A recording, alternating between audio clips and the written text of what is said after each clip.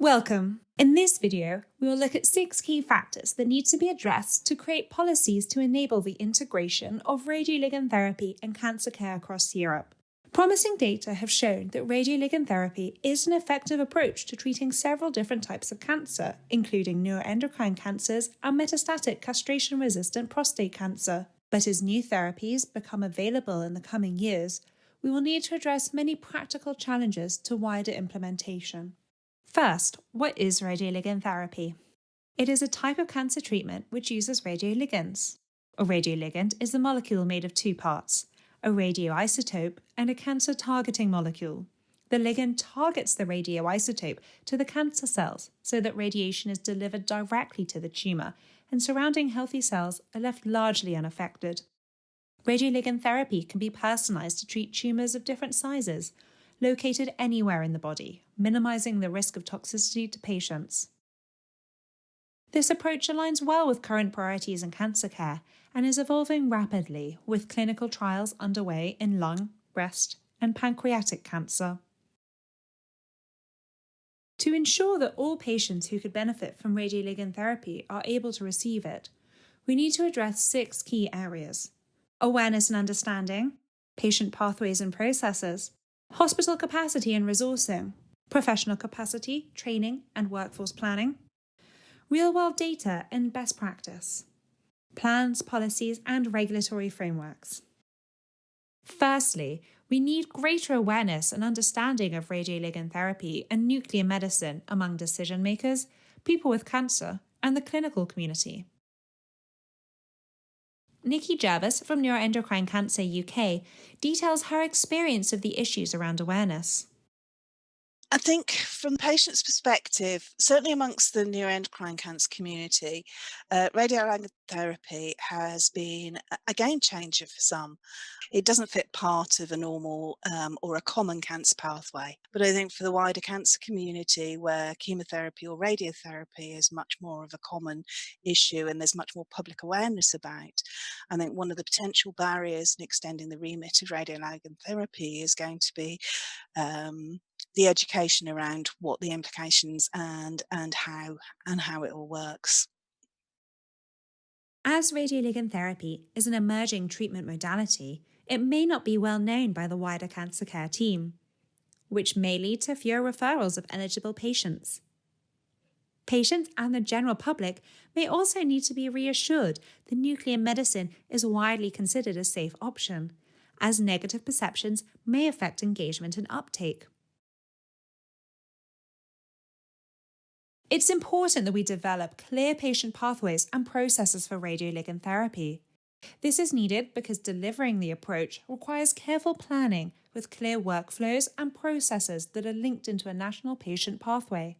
Professor Hein van Poppel from the European Association of Urology will now discuss the value of multidisciplinary working.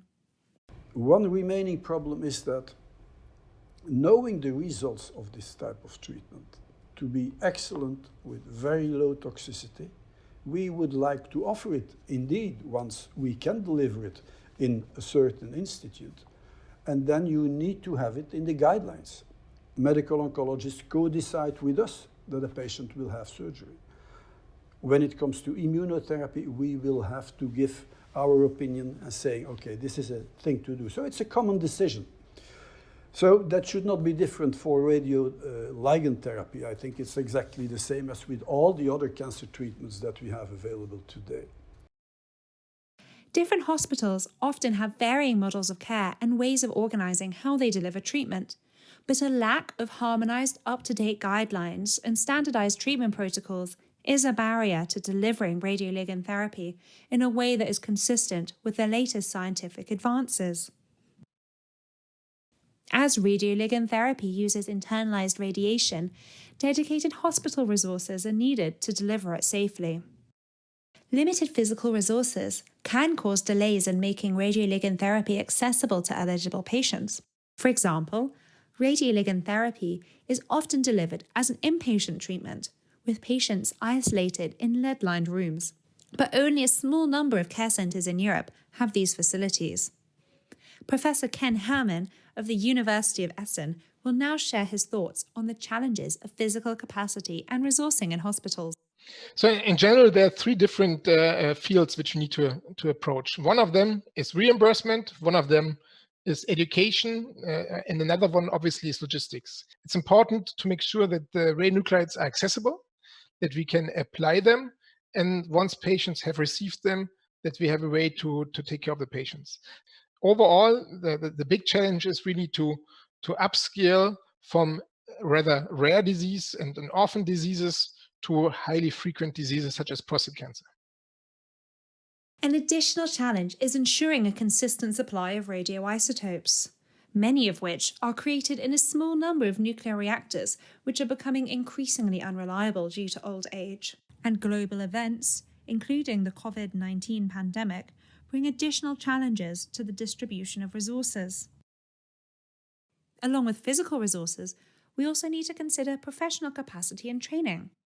Harmonizing education and training standards across Europe, as well as building expertise, is important to better integrate nuclear medicine specialists firmly into the cancer care team. Professor Patrick Flamen of the Institut Jules Bordet will now outline important issues associated with workforce training. So it is very important that the nuclear medicine physician become an essential member of the multidisciplinary tumor boards organized on these specific diseases which will be treated by our therapies. Mostly it's prostate cancer or neuroendocrine tumors. So we have to integrate in these tumor boards. We have to increase our knowledge about the clinical, therapeutic, or diagnostic applications which are valid in this specific disease. Across Europe, there are very few healthcare personnel appropriately trained in radioligand therapy. This limits the use of the approach to a small number of specialist centres and drives geographical inequalities in access to care. It is essential that nuclear medicine physicians are involved in multidisciplinary cancer care teams and that they have the capacity to do so in a meaningful way. Many of the challenges to the wider availability of radioligand therapy arise from the fact that there are gaps in clinical data. Investments in real-world data is a priority in order to identify and share best practice to optimise care for all patients across Europe. Professor John Buscombe of the British Nuclear Medicine Society will now discuss the importance of data collection for policy making. I think as a nuclear medicine community, what we really need to do is think about what kind of data we need to generate, not just for our own interest, but that can help to, first of all, ensure that oncologists have confidence in the kind of treatments that we're offering, but also to ensure that those people who make the decision making in terms of funding and also in resourcing. So it's not just, will they fund the treatment, but do they see a priority, for example, in employing nuclear medicine physicians and additional staff and making the investment required to give that treatment. We need to have more information, not just about how effective a treatment is in terms of response rate, but also data about cost effectiveness. For the future, we need more economic data. The absence of such data poses a barrier to funding and reimbursement of radioligand therapy within healthcare systems. What connects each of these barriers are national-level cancer care plans and regulatory frameworks. We need to incorporate radioligand therapy into national plans for cancer care and reevaluate our existing legislation and regulatory frameworks, most of which were developed for evaluating treatments which do not have a radioactive component. As part of this, we need to better align policies for medicines and radioprotection. As these policies are often set by different government bodies, this will require significant coordination and communication to change. We also need to adapt our regulatory frameworks to take into consideration the differences between radioisotopes. For example, they may be particularly unsuitable for radioisotopes with a short half-life or high energy. And not all radioisotopes require the same level of specialist waste storage or collection, and a one-size-fits-all waste disposal policy is therefore not appropriate. We have introduced the many policy barriers to the greater integration of radioligand therapy into cancer care, And the entire radioligand therapy community has a role to play to ensure appropriate policies and plans are in place to allow the approach to be integrated into clinical cancer care, both now and in the future. We hope our research can support the nuclear medicine and the wider cancer care community to realise the potential of targeted cancer care.